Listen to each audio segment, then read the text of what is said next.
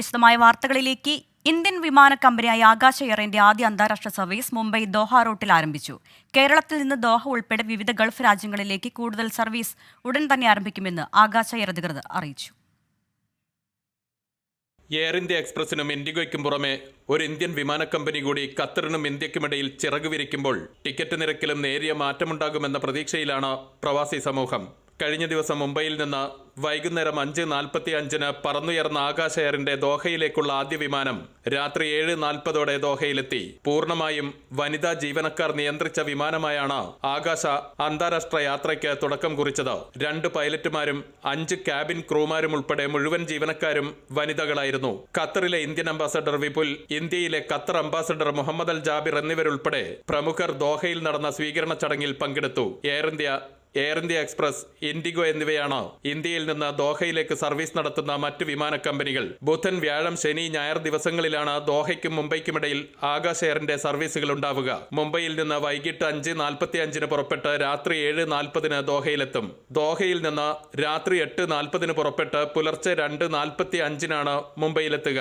ദോഹയിൽ നിന്ന് അധികം വൈകാതെ തന്നെ കേരളത്തിലേക്കും സർവീസ് നടത്താൻ ആകാശയ്ക്ക് പദ്ധതിയുണ്ടെന്ന് മാനേജ്മെന്റ് അറിയിച്ചു. കുവൈത്ത്, റിയാദ്, ജിദ്ദ തുടങ്ങിയ GCC രാജ്യങ്ങളിലേക്ക് ഉടൻ ആകാശ സർവീസ് ആരംഭിക്കും. മുംബൈ, ബംഗളൂരു നഗരങ്ങൾ കേന്ദ്രമാക്കി പ്രവർത്തിക്കുന്ന ആകാശ നിലവിൽ ഇന്ത്യയിലെ 19 നഗരങ്ങളിലേക്കാണ് സർവീസ് നടത്തുന്നത്.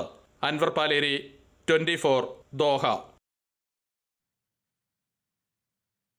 ഖത്തറിൽ ഏപ്രിൽ മാസത്തെ ഇന്ധനവിലയിൽ മാറ്റമുണ്ടാകില്ലെന്ന് ഖത്തർ എനർജി അറിയിച്ചു. പ്രീമിയം പെട്രോൾ ലിറ്ററിന് 1 റിയാൽ 95 ദിർഹമാണ് നിലവിലെ നിരക്ക്.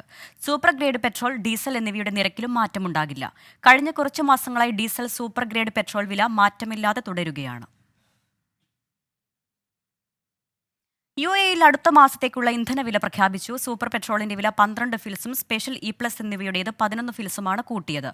3 ദിർഹം 15 ഫിൽസാണ് സൂപ്പർ പെട്രോളിന്റെ പുതിയ വില.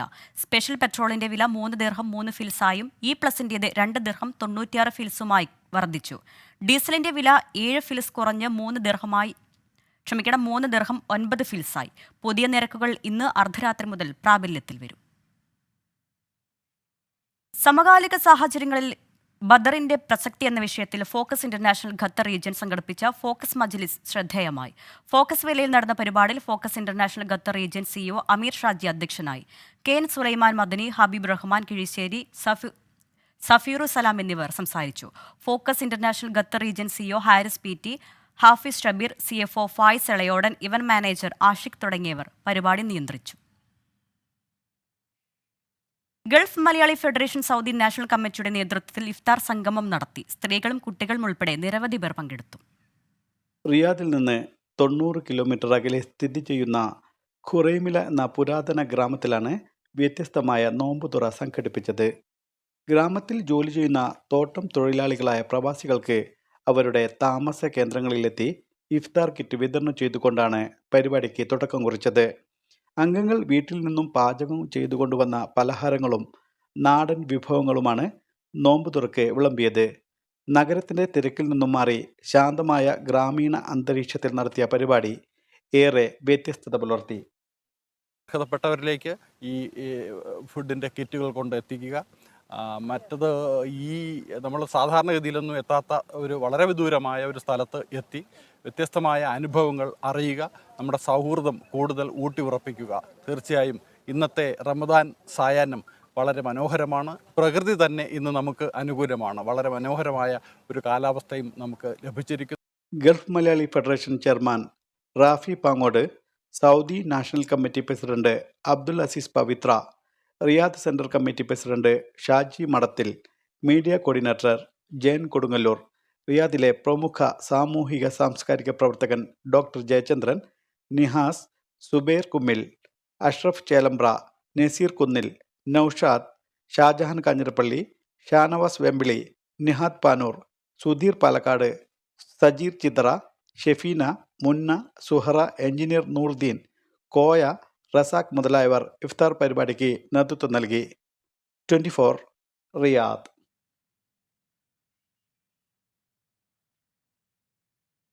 ഖത്തറിൽ ഈദുൽ ഫിത്തർ ഏപ്രിൽ 10-നാകാൻ സാധ്യതയെന്ന് കലണ്ടർ ഹൗസ് അറിയിച്ചു.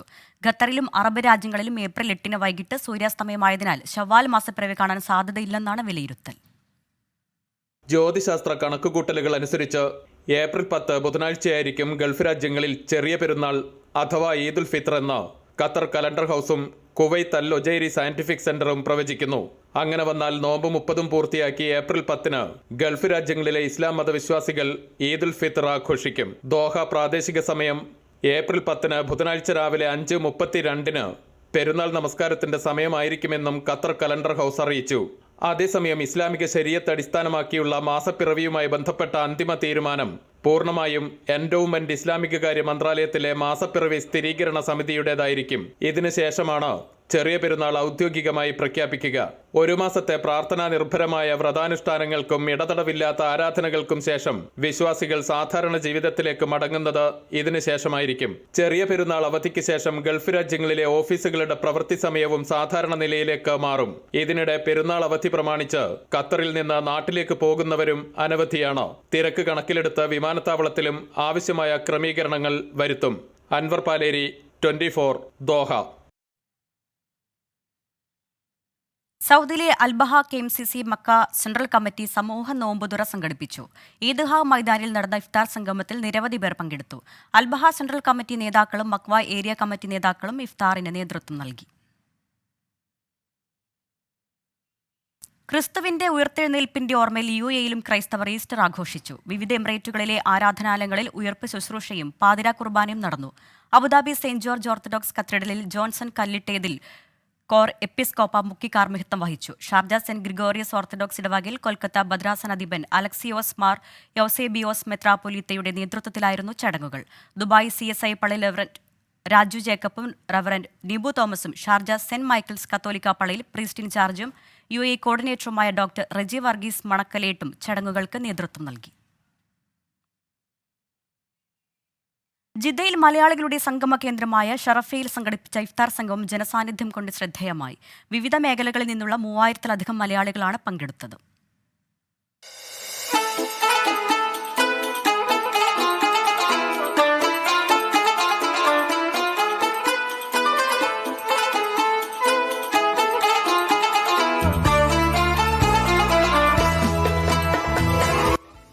ജിദ്ദയിലെ ഷറഫിയ മലയാളി കൂട്ടായ്മയാണ് വിപുലമായ ഇഫ്താർ സംഗമം സംഘടിപ്പിച്ചത്. മലയാളികളുടെ സംഗമ കേന്ദ്രമായ ഷറഫിയയിൽ നടന്ന ഇഫ്താർ സംഗമത്തിൽ സംഘാടകരുടെ കണക്കുകൂട്ടലുകൾ തെറ്റിച്ചുകൊണ്ട് 3000-ഓളം മലയാളികൾ പങ്കെടുത്തു. സംഘാടന മികവ് കൊണ്ടും പങ്കെടുത്തവരുടെ എണ്ണം കൊണ്ടും ഏറെ ശ്രദ്ധേയമായിരുന്നു കൂട്ടായ്മ സംഘടിപ്പിച്ച 8ാമത് ഇഫ്താർ സംഗമം. ഷറഫിയ മലയാളി കൂട്ടായ്മ president Baby Nilambra, general secretary Firoz Cherukode, Mujeeb Regal തുടങ്ങിയവരുടെ നേതൃത്വത്തിൽ ഷറഫിയയിലെ കച്ചവടക്കാരും തൊഴിലാളികളുമെല്ലാം ഒറ്റക്കെട്ടായി നിന്നുകൊണ്ടാണ് ഇഫ്താർ സംഗമം നടത്തിയത്. ഷറഫിയ കൂട്ടായ്മയുടെ 8ാമത്തെ ഇക്കൊല്ലത്തെ ഇഫ്താർ വളരെ ഗംഭീരമായി കൊല്ലം ഞങ്ങൾ 500-1000 കൂട്ടിക്കൊണ്ട് ഇവിടുത്തെ മലയാളികളുടെ കൂട്ടായ്മയായ പാവപ്പെട്ട തൊഴിലാളികളുടെയും ഇതിന്റെ സംഘാടകരുടെയും മികവ് കൊണ്ട് എല്ലാ കൊല്ലവും 500-1000 കൂട്ടിക്കൊണ്ടിരിക്കുന്നത്. ഇതിന്റെ എല്ലാ ഉത്തരവാദിത്വം ഇവിടുത്തെ സാധാരണക്കാരായ ജനങ്ങൾക്കാണ്. സ്നേഹത്തിന്റെയും സാഹോദര്യത്തിന്റെയും ഐക്യത്തിന്റെയും ഒരു ഒത്തൊരുമയുടെ ഒരു കൂട്ടായ്മയാണ് നിങ്ങൾക്ക് കാണാൻ കഴിയുന്നത്. പാവപ്പെട്ടനും പണക്കാരനും ഒരേ നിരത്തിലിരുന്ന് ഒരേ കാർപ്പറ്റിലിരുന്ന് ഭക്ഷണം കഴിക്കുന്ന രീതിയാണ് ഇവിടെ തുടർന്നു വരുന്നത്. ഷറഫിയയിൽ മലയാളികൾ നടത്തിവരുന്ന കടകൾക്ക് മുമ്പിലാണ് നോമ്പ് തുറക്കുള്ള സൗകര്യമൊരുക്കിയത്.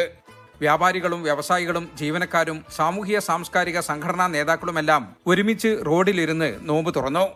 ജിദ്ദ മലയാളികൾക്കിടയിലെ ഒരുമയുടെയും സാഹോദര്യത്തിന്റെയും മികച്ച ഉദാഹരണം കൂടിയായി മാറി ഷറഫിയ മലയാളി കൂട്ടായ്മയുടെ ഇഫ്താർ സംഗമം. ജിദ്ദ മലയാളികളുടെ ഏറ്റവും വലിയ ഇഫ്താറാണ് ഷറഫിയ കൂട്ടായ്മയുടെ ഈ ഇഫ്താർ സംഗമം. ഓരോ വർഷം കഴിയും തോറും ഇതിൽ പങ്കെടുക്കുന്നവരുടെ എണ്ണം കൂടിക്കൊണ്ടിരിക്കുകയാണ്. ജിദ്ദയിൽ നിന്നും Jaleel Kannamangalam, 24. Kuwait Saint Basil ഇടവകയുടെ ഈസ്റ്റർ ശുശ്രൂഷകൾ അബ്ബാസിയ സെന്റ് ബേസിൽസ് ദേവാലയത്തിൽ സംഘടിപ്പിച്ചു. Reverend father Mathew, reverend father John Sleeba എന്നിവർ മുഖ്യ കാർമ്മികത്വം നിർവഹിച്ചു. പ്രത്യാശയുടെ പ്രതീകമായ ഉയർപ്പ് നമ്മുടെ ജീവിതത്തിന് പുതിയ പ്രതീക്ഷകൾ നൽകട്ടെ എന്ന് ഈസ്റ്റർ സന്ദേശത്തിൽ ഫാദർ ജോൺ സ്ലീബ ആശംസിച്ചു. ബിനു ചമ്പാലയം ട്രസ്റ്റിയും മാർക്കോസ് കറിയ സെക്രട്ടറിയുമായുള്ള ഇടവകയുടെ പുതിയ ഭരണസമിതി ചുമതലയേറ്റു. സംസ്ഥാനത്ത് പലയിടങ്ങളിലും കടൽക്ഷോഭം. തിരുവനന്തപുരം, ആലപ്പുഴ, തൃശൂർ, എറണാകുളം ജില്ലകളിൽ പലയിടങ്ങളിലും കടൽ കയറി. തിരുവനന്തപുരം മുതലപ്പുഴയിൽ മത്സ്യബന്ധന വള്ളം മറിഞ്ഞ് അപകടത്തിൽപ്പെട്ട 2 പേരെ രക്ഷപ്പെടുത്തി. കടലേറ്റം ശക്തമായതോടെ സംസ്ഥാന ദുരന്ത നിവാരണ അതോറിറ്റി ജില്ലാ കളക്ടർമാരുടെ അടിയന്തര യോഗം വിളിച്ചു.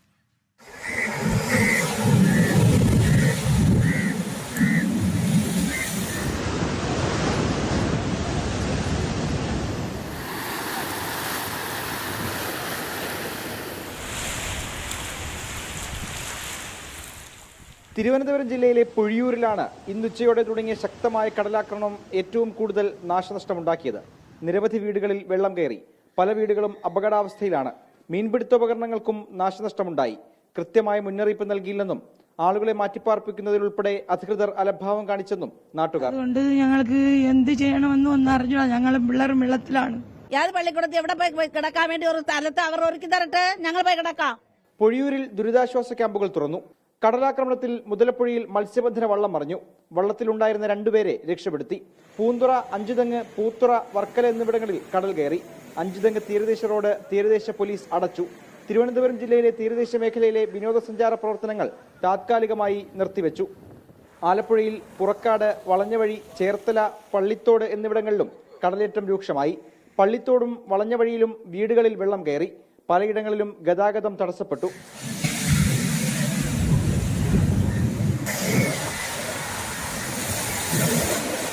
എറണാകുളത്ത് ഫോർട്ട് കൊച്ചിയിലും വൈപ്പിനിലും കടൽക്ഷോഭം രൂക്ഷമാണ്. തൃശൂർ പെരിഞ്ഞനം സമിതി ബീച്ച്, കയ്പമംഗലം, വഞ്ചിപ്പുര എന്നിവിടങ്ങളിലും കടൽ ആഞ്ഞടിച്ചു. മത്സ്യബന്ധന ഉപകരണങ്ങൾക്കും കേടുപാടുണ്ടായി. കടലേറ്റം സ്വാഭാവിക പ്രതിഭാസമാണെന്നാണ് സംസ്ഥാന ദുരന്ത നിവാരണ അതോറിറ്റിയുടെ വിലയിരുത്തൽ. അതേസമയം തീരദേശ ജില്ലകളിലെ കളക്ടർമാർ യോഗം ചേർന്നു. ഇന്ന് അർദ്ധരാത്രി വരെ കടലാക്രമണം ശക്തമാകുമെന്നാണ് മുന്നറിയിപ്പ്. തിരുവനന്തപുരം പൊഴിയൂർ മേഖലയിൽ വൻ നാശനഷ്ടമാണ് കടലാക്രമണത്തിലുണ്ടായത്. തീരമേഖലയിലുള്ളവരും മത്സ്യത്തൊഴിലാളികളും പ്രത്യേക ജാഗ്രത പാലിക്കണം. ക്യാമറമാൻ നന്ദകിഷോറിനൊപ്പം MG പ്രതീഷ്, 24. സാമ്പത്തിക പ്രതിസന്ധിയിൽ കേരളത്തിന് നാളെ നിർണായകം. അധിക പണം കടമെടുക്കാനുള്ള കേരളത്തിന്റെ സ്യൂട്ട് ഹർജിയിൽ സുപ്രീംകോടതി നാളെ വിധി പറയും. കേന്ദ്രവും സംസ്ഥാന സർക്കാരും തമ്മിലുള്ള ചർച്ചകൾ പരാജയപ്പെട്ടതോടെയാണ് വിശദവാദം കേട്ട ശേഷം വിധി പറയാനായി മാറ്റിയത്. സംസ്ഥാനത്തെ സാമ്പത്തിക പ്രതിസന്ധി രൂക്ഷമായ ഘട്ടത്തിൽ കടമെടുപ്പ് പരിധി കേന്ദ്രം വെട്ടിക്കുറച്ചതോടെയാണ് കേരളം സുപ്രീംകോടതിയെ സമീപിക്കുന്നത്. സംസ്ഥാനത്തിന്റെ സ്യൂട്ട് ഹർജി പരിഗണിച്ച സുപ്രീംകോടതി സാമ്പത്തിക നയത്തിൽ ഇടപെടാൻ പരിധിയുണ്ടെന്നറിയിച്ചു. ഇതിന് പിന്നാലെ കേരളത്തോടും കേന്ദ്രത്തോടും ചർച്ച ചെയ്ത് പ്രശ്നം പരിഹരിക്കാൻ സുപ്രീംകോടതി നിർദ്ദേശിച്ചു. ആദ്യഘട്ട ചർച്ച പരാജയപ്പെട്ടതോടെ ഹർജിയിൽ ഇടപെട്ട സുപ്രീംകോടതി 13,608 കോടി രൂപ കടമെടുക്കാൻ അനുമതി നൽകി. അധിക കടമെടുപ്പിന് വീണ്ടും ചർച്ച നടത്താൻ സുപ്രീംകോടതി ആവർത്തിച്ചു.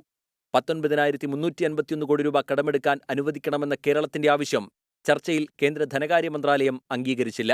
ചർച്ചയിലെ കേന്ദ്ര നിലപാട് കേരളം സുപ്രീംകോടതിയെ അറിയിച്ചതോടെയാണ് ഹർജിയിൽ വിധി പറയാൻ ഒരുങ്ങുന്നത്. സൗജന്യമല്ല, കടമെടുക്കാനുള്ള അനുമതിയാണ് തേടുന്നതെന്നാണ് കേരളത്തിന്റെ പ്രധാന വാദം. സംസ്ഥാനത്തെ സാമ്പത്തിക പ്രതിസന്ധിക്ക് കാരണം ധനമാനേജ്മെന്റിലെ പിടിപ്പുകേടെന്നായിരുന്നു കേന്ദ്രം സുപ്രീംകോടതിയെ അറിയിച്ചത്. സുപ്രീംകോടതി വിധി കേരളത്തിന് അനുകൂലമാകുമോ പ്രതികൂലമാകുമോ എന്നാണ് കാണേണ്ടത്. 24 ഡൽഹി. കേന്ദ്ര ഏജൻസികളുടെ രാഷ്ട്രീയ വേട്ട ഉയർത്തിക്കാട്ടി ഇന്ത്യ സഖ്യം ഡൽഹിയിൽ നടത്തിയ മഹാറാലി പ്രതിപക്ഷത്തിന്റെ ശക്തി പ്രകടനമായി മാറി. രാജ്യം നിലനിൽക്കാൻ വേണ്ടിയുള്ള പോരാട്ടമാണ് ഇന്ത്യ സഖ്യം നടത്തുന്നതെന്ന് രാഹുൽ ഗാന്ധി. നവഭാരത നിർമ്മാണത്തിനായി പിന്തുണ തേടിയുള്ള കെജ്രിവാളിന്റെ സന്ദേശം ഭാര്യ സുനിത കെജ്രിവാൾ വായിച്ചു. 28 പ്രതിപക്ഷ പാർട്ടികൾ റാലിയിൽ അണിനിരന്നു. പ്രതിപക്ഷ പാർട്ടികൾക്ക് നേരെയുള്ള കേന്ദ്ര ഏജൻസികളുടെ നടപടിയിൽ മോദി സർക്കാരിനെതിരെ ശക്തമായ സന്ദേശമാണ് ഇന്ത്യ സഖ്യം രാംലീല മൈതാനത്ത് നൽകിയത്. ചരിത്രപ്രസിദ്ധമായ രാംലീല മൈതാനത്ത് 28 പ്രതിപക്ഷ പാർട്ടികളിലെ നേതാക്കൾ അണിനിരന്നു.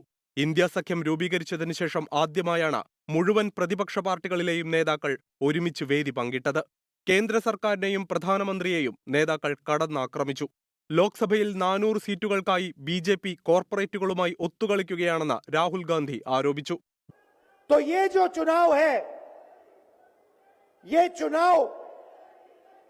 कोई मामूली चुनाव नहीं है. ये चुनाव हिंदुस्तान को बचाने का, संविधान को बचाने का और जो गरीबों का हक है, किसानों का हक है, पिछड़े वर्गों का, दलितों का, आदिवासियों का, गरीब जनरल कास्ट के लोगों का हक है, उसको बचाने का हक, उसको बचाने का चुनाव है. BJP ഒരു വട്ടം കൂടി അധികാരത്തിലെത്തിയാൽ രാജ്യത്ത് തീ പടരും. ഇത് ഭാരതത്തെ രക്ഷിക്കാനുള്ള തെരഞ്ഞെടുപ്പാണെന്നും രാഹുൽ ഗാന്ധി. പ്രധാനമന്ത്രിയെ എല്ലാം ഉണ്ടായിട്ടും പരാജയപ്പെട്ട രാവണനോട് ഉപമിച്ചായിരുന്നു പ്രിയങ്ക ഗാന്ധിയുടെ വിമർശനം. हर साल दशहरे के दिन यहाँ इसी मैदान में रावण के पुतले का दहन होता है. आज जो सत्ता में है वे अपने आप को राम भक्त कहलाते हैं। ED കസ്റ്റഡിയിൽ കഴിയുന്ന ഡൽഹി മുഖ്യമന്ത്രി അരവിന്ദ് കെജ്രിവാളിന്റെ സന്ദേശം ഭാര്യ സുനിത കെജ്രിവാൾ വേദിയിൽ വായിച്ചു. വോട്ട് വേണമെന്നല്ല, പുതിയ ഭാരതത്തെ നിർമ്മിക്കണമെന്നാണ് താൻ ആവശ്യപ്പെടുന്നതെന്ന് കെജ്രിവാൾ. आपके केजरीवाल शेर है, शेर। ये ज्यादा दिन तक उनको जेल में नहीं रख पाएंगे।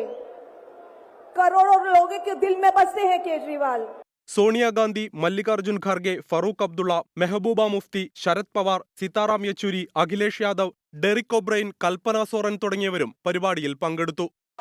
28 കോടികൾ ചേർത്ത് പിടിച്ച രാംലീല മൈതാനത്തെ മഹാറാലിക്ക് പ്രതിപക്ഷ ആണികളെ ആവേശം കൊള്ളിക്കാനായി. ഇന്ത്യ സഖ്യം കൈകൾ ചേർത്ത് പിടിച്ച് ഇനി അധികാരമേറുമോ എന്നാണ് കണ്ടറിയാനുള്ളത്. ഡൽഹി രാംലീല മൈതാനത്തു നിന്നും ടീം 24 ഡൽഹി.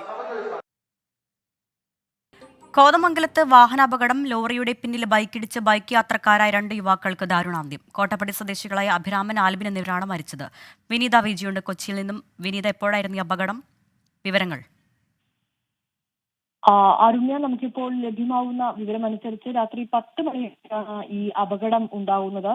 കോതമംഗലത്ത് തങ്കളം കാക്കനാട് ദേശീയപാതയിലാണ് ഈ വാഹനാപകടം ഉണ്ടായത്. അപകടത്തിൽ 2 യുവാക്കൾക്ക് ദാരുണാന്ത്യം സംഭവിച്ചിരിക്കുന്നു. കോട്ടപ്പടി സ്വദേശികളായ അഭിരാമൻ 21 വയസ്സ്, ആൽ 21 വയസ്സ് എന്നിവരാണ് മരിച്ചത്. ഈ ബൈക്ക് ഇവരുടെ മറ്റു ലോറിയുടെ പിന്നിലിടിച്ചാണ് അപകടമുണ്ടായിരിക്കുന്നത്. ഈ ഇടി ആഘാതത്തിൽ ബൈക്കിന്റെ മുൻഭാഗം പൂർണ്ണമായും തകർന്നു. പരിക്കേറ്റവരെ കോതമംഗലം ബസേലിയോസ് ആശുപത്രിയിൽ എത്തിച്ചിരുന്നുവെങ്കിലും ഇവരുടെയും ജീവൻ രക്ഷിക്കാനായില്ല. ഇവരുടെ മൃതദേഹം മോർച്ചറിയിലേക്ക് മാറ്റിയിട്ടുണ്ട്. ഒപ്പം തന്നെ ഈ പണി പൂർത്തിയാക്കാതെ കിടക്കുന്ന ഈ തങ്കളം കാക്കനാട് 4-വരിപ്പാതയിൽ വഴിവിളക്കുകളൊക്കെ ഇല്ലാത്തത് അപകടങ്ങൾ ഉണ്ടാക്കുന്നു എന്ന തരത്തിലൊക്കെ ആദ്യഘട്ടത്തിൽ ചില പരാതികളൊക്കെ ഉയർന്നിട്ടുണ്ടായിരുന്നു. ഈ മേഖലയിലാണ് ഇപ്പോൾ ഈ അപകടം കൂടി ഉണ്ടായിരിക്കുന്നത്. അരുണ്യ, ശരി. എറണാകുളം കോതമംഗലത്താണ് വാഹനാപകടത്തിൽ കോട്ടപ്പടി സ്വദേശികളായ 2 യുവാക്കൾ മരിച്ചത്. വിനീത വിജിയാണ് കൊച്ചിയിൽ നിന്നും വിവരങ്ങൾ നൽകിയത്. മറ്റു വാർത്തയിലേക്കാണ്. കുവൈറ്റ് കേരള മുസ്ലിം അസോസിയേഷൻ KKMA സിറ്റി സോണൽ ഇഫ്താർ സംഗമം സംഘടിപ്പിച്ചു. സാൽമിയ ഇന്ത്യൻ മോഡൽ സ്കൂളിൽ നടന്ന ഇഫ്താറിൽ അംഗങ്ങളും കുടുംബാംഗങ്ങളും KKMA കേന്ദ്ര സോണൽ നേതാക്കളും ബ്രാഞ്ച് പ്രതിനിധികളും പങ്കെടുത്തു. മുഹമ്മദ് ജമീൽ ഖുറാൻ പാരായണം നടത്തി. വൈസ് ചെയർമാൻ ഇബ്രാഹിം കുന്നൽ ഉദ്ഘാടനം ചെയ്തു. ഉസ്താദ് അബ്ദുൾ റഹീം അൽ ഹസനി റംളാൻ പ്രഭാഷണം നടത്തി.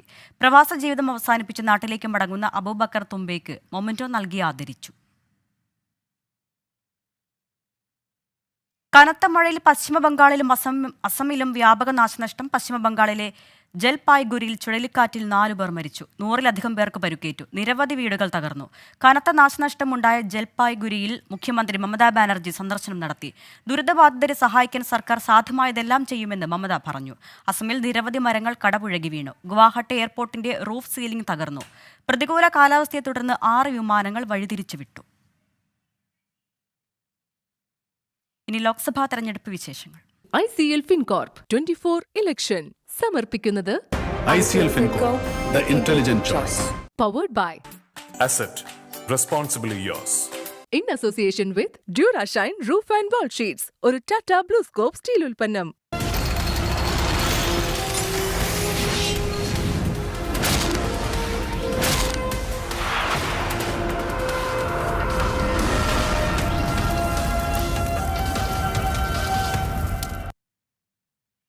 പരസ്പരം പെരുമാറ്റച്ചട്ടലംഘനം ആരോപിച്ച് തെരഞ്ഞെടുപ്പ് കമ്മീഷനെ സമീപിച്ച് മുന്നണികൾ.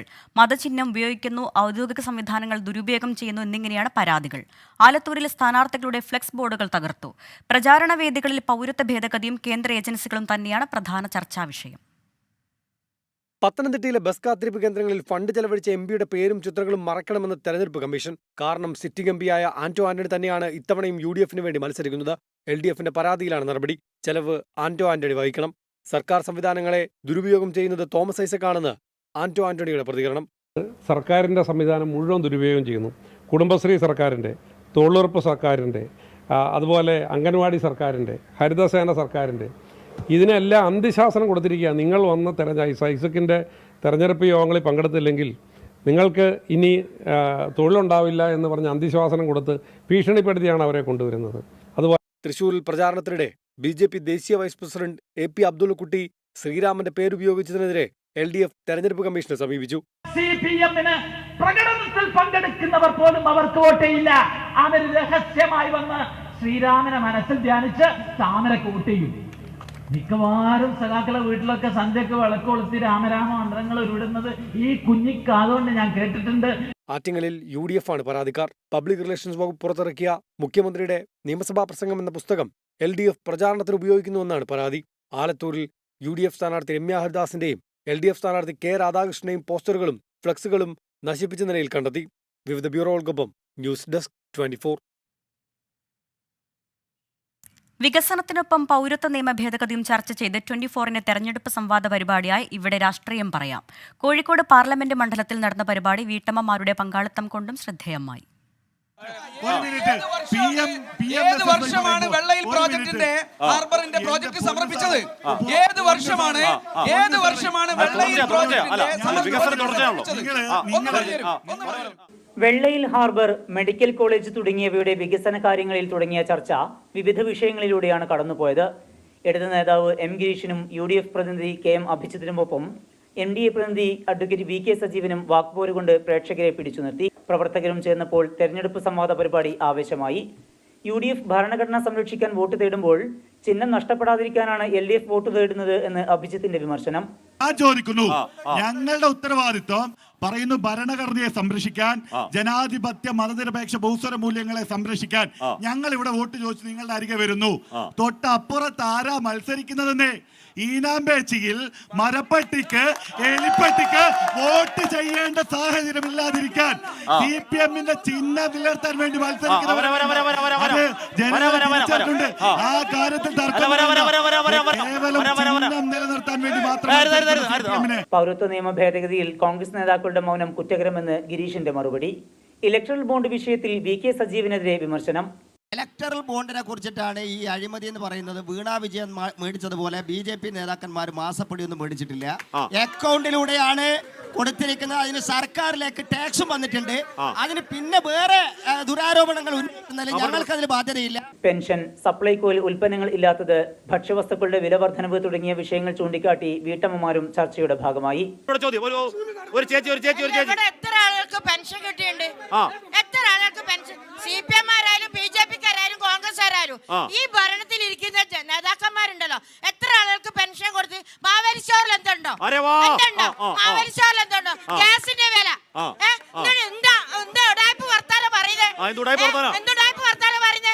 റിയാസ് മൗലവി വധക്കേസിൽ LDF-ഉം RSS-ഉം ഒത്തുകളിച്ചെന്ന് UDF ആരോപിച്ചപ്പോൾ മറുപടിയുമായി LDF NDA പ്രതിനിധികളെത്തി. കോതി, ആവിക്കൽത്തോട് സമരക്കാരെ തീവ്രവാദികളെന്ന് വിളിച്ച CPIM നിലപാടും ചോദ്യം ചെയ്യപ്പെട്ടു. 24 senior news editor Hashmi Taj ഇബ്രാഹിമായിരുന്നു അവതാരകൻ. 24 കോഴിക്കോട്. ഇൻസൈറ്റ് മീഡിയ സിറ്റി ഡയറക്ടറും ഗോകുലം ഗ്രൂപ്പ് വൈസ് ചെയർമാനുമായ VC പ്രവീണിന്റെ മാതാവ് VC ലീലാവതിയുടെ മൃതദേഹം സംസ്കരിച്ചു. കണ്ണൂരിലെ വീട്ടിലെത്തി 24 ചീഫ് എഡിറ്ററും ഫ്ലവേഴ്സ് MD-യുമായ R ശ്രീകണ്ഠൻ നായർ ആദരാഞ്ജലി അർപ്പിച്ചു. Flowers chairman Gokulam Gopalan, CPIM സംസ്ഥാന സെക്രട്ടറി MV Govindan, 24 assistant executive editor Deepak Dharmadam എന്നിവരും ആദരാഞ്ജലി അർപ്പിച്ചു. സോജോ ഗംഗാധരൻ, ലത രാധാകൃഷ്ണൻ എന്നിവരാണ് ലീലാവതിയുടെ മറ്റു മക്കൾ. ഗോകുലം ഗ്രൂപ്പ് ഡയറക്ടർ ലിജിഷ പ്രവീൺ മരുമകളാണ്. ഫോക്കസ് പൂർണ്ണമാവുകയാണ്. നമസ്കാരം.